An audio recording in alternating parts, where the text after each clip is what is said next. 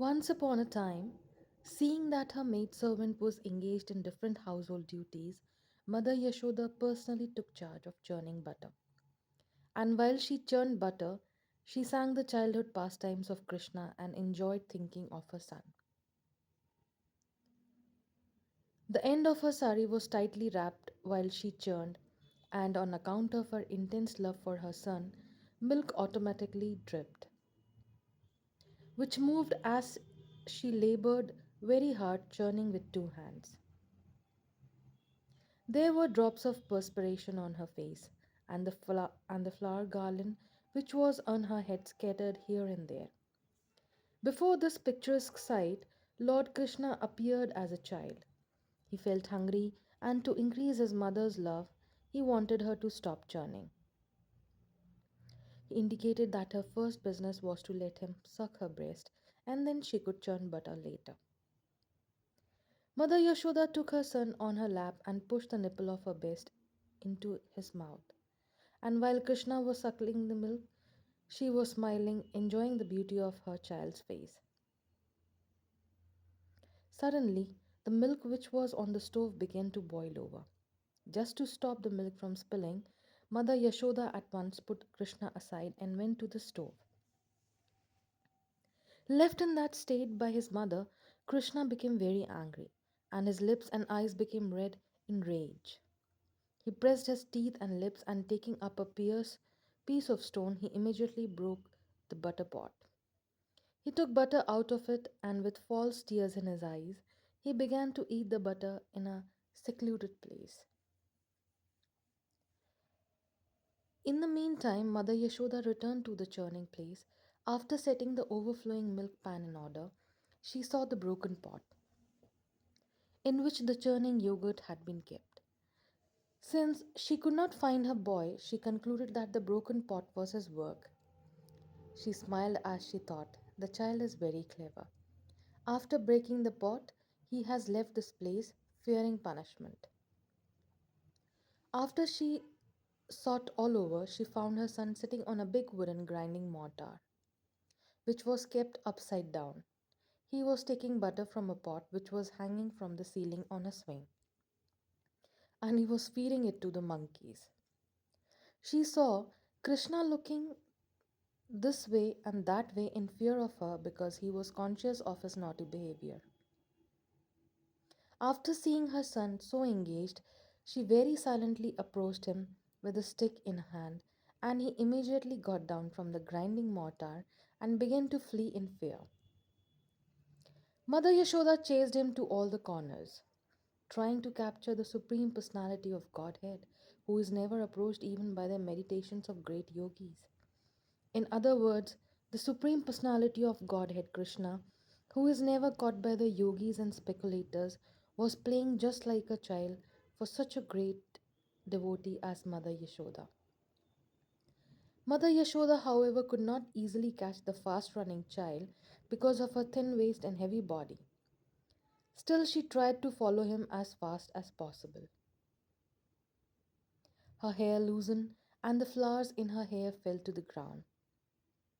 Although she was tired, she somehow reached her naughty child and captured him. When he was caught, Krishna was almost on the point of crying. He smeared his hands over his eyes, which were anointed with black eye cosmetics. The child saw his mother's face while she stood over him, and his eyes became restless from fear. Mother Yashoda could understand that Krishna was unnecessarily afraid, and for his benefit she wanted to allay his fears. Being the topmost well wisher of her child, Mother Yashoda thought, if the child is too fearful of me, I don't know how, I don't know what will happen to him. Mother Yashoda then threw away her stick. In order to punish him, she thought to bind his hands with some ropes. She did not know it, but it was actually impossible for her to bind the Supreme Personality of Godhead. Mother was thinking that Krishna was her tiny child. She did not know that the child had no limitation. There is no inside or outside of him, no beginning or end. He is unlimited and all pervading. Indeed, he is himself the whole cosmic manifestation. Still, Mother was thinking of Krishna as a child. Although he is beyond the reach of all senses, she endeavored to bind him to a wooden grinding mortar. But when she tried to bind him, she found that the rope she was using was too short by 2 inches. She gathered more ropes from the house and added to it, but still she found the same shortage. In this way, she connected all the ropes available at home, but when the final knot was added, she saw that the rope was still 2 inches too short. Mother was smiling, but she was astonished. How was it happening? In attempting to bind her son, she became tired. She was perspiring, and the garland on her head fell down. Then Lord Krishna appreciated the hard labor of his mother, and being compassionate upon her, he agreed to be bound by the ropes. Krishna, playing as a human child in the house of Mother Yashoda, was performing his own selected pastimes. Of course, no one can control the Supreme Personality of Godhead. The pure devotee surrenders himself unto the lotus feet of the Lord, who may either protect or vanquish the devotee. But for his part, devotee never forgets his own position of surrender. Similarly, the Lord also feels transcendental pleasure by submitting himself to the protection of the devotee. This was exemplified by Krishna's surrender unto his mother Yashoda. Krishna is the supreme bestower of all kinds of liberation to his devotees, but the benediction which was bestowed upon Mother Yashoda was never experienced even by Lord Brahma or Lord Shiva or the goddess of fortune. The Supreme Personality of Godhead, who is known as the son of Yashoda and Nanda Maharaj, is never so completely known to the yogis and speculators, but he is easily available to his devotees. Nor is he appreciated as the supreme reservoir of all pleasure by the yogis and speculators. After binding her son, Mother Yashoda engaged herself in household affairs. At that time, bound up to the wooden mortar, Krishna could see a pair of trees before him, which were known as Arjuna trees. The great reservoir of pleasure, Lord Sri Krishna, thus thought to himself, Mother first of all left without feeding me sufficient milk, and therefore I broke the pot of yogurt and distributed the stock butter in charity to the monkeys. Now she has bound me up to a wooden mortar. So I shall do something more mischievous than before. And thus he thought of pulling down the two very tall Arjuna trees. There is a history behind the pair of Arjuna trees. In their previous lives, the trees were born as human sons of Kuver, and their names were Nalkuvara and Manigriva. Fortunately, they came within the vision of Lord. In their previous lives, they were cursed by the great sage Narada in order to receive the highest benediction of seeing Lord Krishna. This benediction curse was bestowed upon them because of their forgetfulness due to intoxication. The two great demigods, Nalakura and Manigriva, were sons of the treasures of the demigod Kuber, who was a great devotee of Lord Shiva. By the grace of Lord Shiva, Kuvera's material opulences had no limit. As a rich man's son often become addicted to wine and women, so these two sons of Kuvera was, were also addicted to wine and sex. Once, these two demigods, desiring to enjoy, entered the garden of Lord Shiva in the province of Kailasha, on the bank of Mandakini Ganges. There they drank much and engaged in hearing the sweet singing of beautiful women who accompanied them in that garden of fragrant flowers. In intoxicated condition, the two demigods entered the water of the Ganges, which was filled with lotus flowers, and there they began to enjoy the company of young girls exactly as a male elephant enjoys female elephants within the water. While they were thus enjoying themselves in the water, all of a sudden Narada, the great sage, happened to pass the way. He could understand that the demigods Nalkovara and Manigrava were too much intoxicated and could not even see that he was passing. The young girls, however, not so much intoxicated as the demigod, and they at once became ashamed at being naked before the great sage Narada. They began to cover themselves with all haste. The two demigods, son of Kuvera, were so much intoxicated that could not appreciate the presence of sage Narada and therefore did not cover their bodies.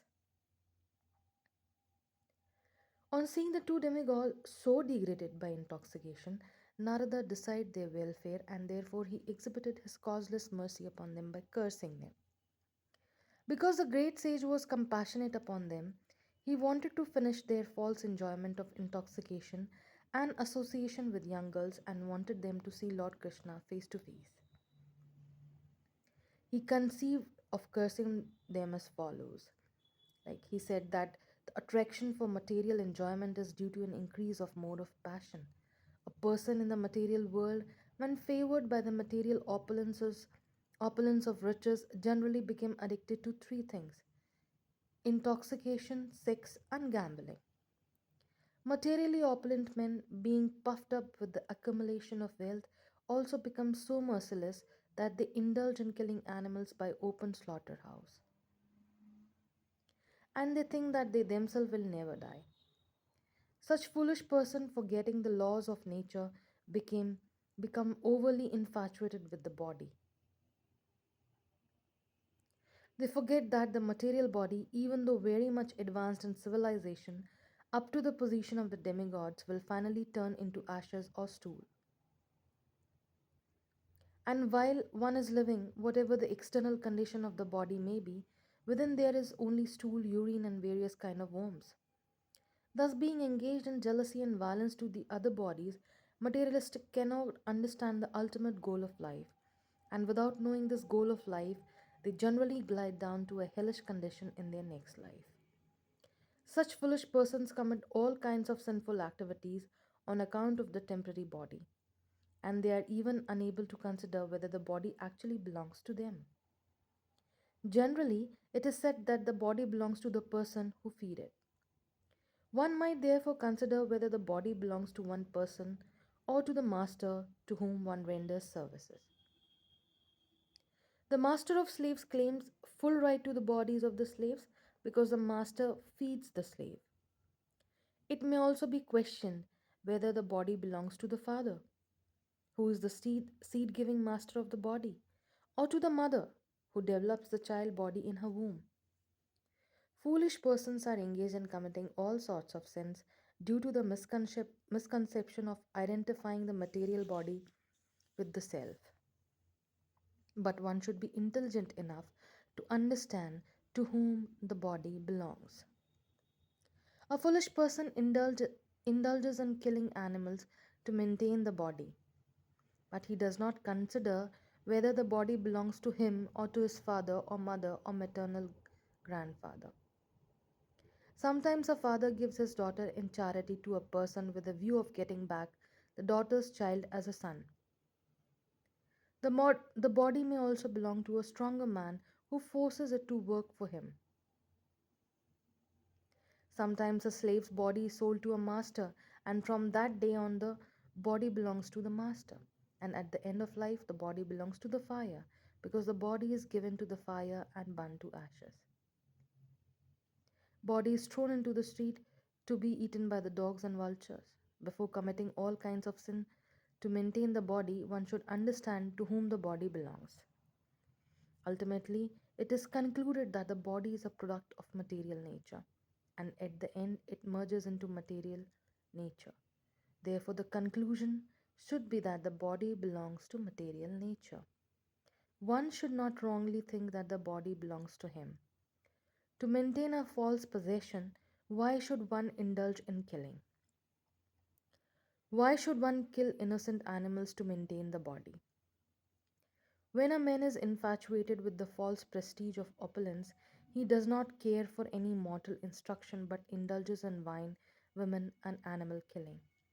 In such circumstances, A poverty stricken man is often better situated because a poor man thinks of himself in relation to other bodies. A poor man often does not wish to inflict injuries upon other bodies because he can understand more readily that when he himself is injured, he feels pain. Therefore, the great sage Narada considered that because the demigods, Nalkuvra and Manigrava, were so infatuated by false prestige, they should be put into a condition of life devoid of opulence. A person who has a pinprick in his body does not wish others to be pricked by pins. A considerate man in the life of poverty does not wish others to be also put into that condition. Generally, it is seen that one who has risen from a poverty stricken life and becomes wealthy creates some charitable institution at the end of his life so that the poverty stricken men might be benefited. In short, a compassionate poor man may consider others' pain and pleasure with empathy. A poor man is seldom puffed up with false pride, and he may be freed from all kinds of infatuation. He may remain satisfied by whatever he gets from his maintenance by the grace of the Lord. To remain in the poverty stricken condition is a kind of austerity. According to the Vedic culture, therefore, the Brahmanas, as a matter of routine, keep themselves in a poverty stricken condition to save themselves from the false prestige of material opulence. False prestige due to advancement of material prosperity is a great impediment for spiritual emancipation. A poverty stricken man cannot become unnaturally fat by eating more and more. And on account of not being able to eat more than he requires, his senses are not very turbulent. When the senses are not very turbulent, he cannot become violent. Another advantage of poverty is that a saintly person can easily enter a poor man's house, and thus the poor man can take advantage of the saintly person association. A very opulent man does not allow anyone to enter his house, therefore, the saintly person cannot enter. According to the Vedic system, a saintly person takes the position of a mendicant so that on the plea of begging something from the householder, he can enter any house. There is a great chance for the poor man to become liberated through association with a saint. Of what use are persons who are puffed up with the material opulence and prestige if they are bereft of the association of saintly persons and devotees of the Supreme Personality of Godhead? The great sage Narada, therefore, thought it was his duty to put those demigods into a condition where they could not be falsely proud of their material opulence and prestige. Narada was compassionate and wanted to save them from their fallen life. They were in the mode of darkness, and being therefore unable to control their senses, they were addicted to sex life. It was the duty of a saintly person like Narada to save them from their abdominal condition. In animal life, the animal has no sense to understand that he is naked, but Kuvera was the treasurer of the demigods, a very responsible man. Nalkuvra and Manigrava were two of his sons.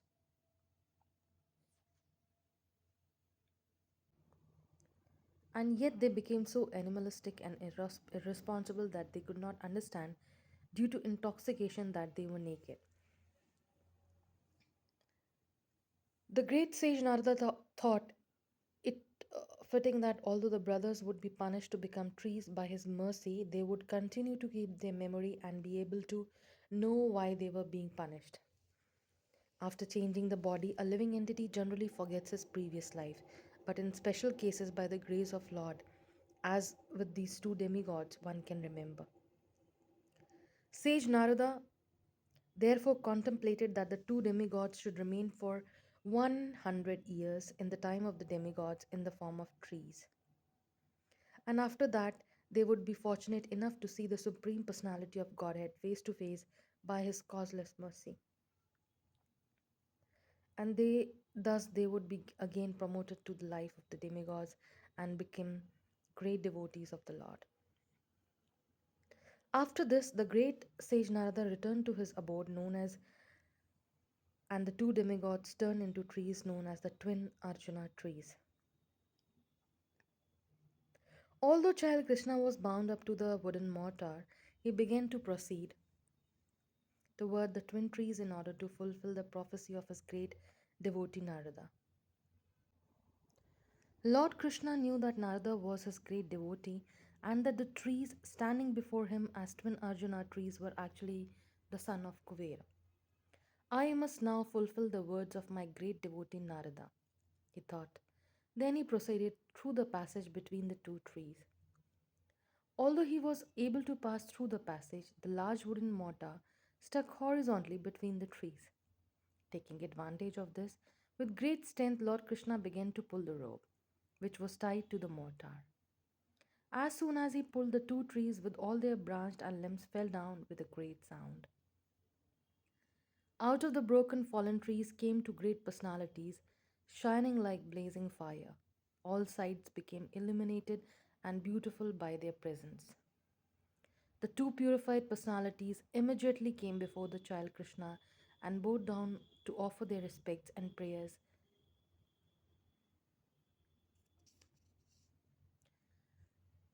They prayed, "You are the eternal God, Lord Vishnu, who is all pervading, the imperishable, controller of everything, and you are eternal time. You are the original source of the cosmic manifestation.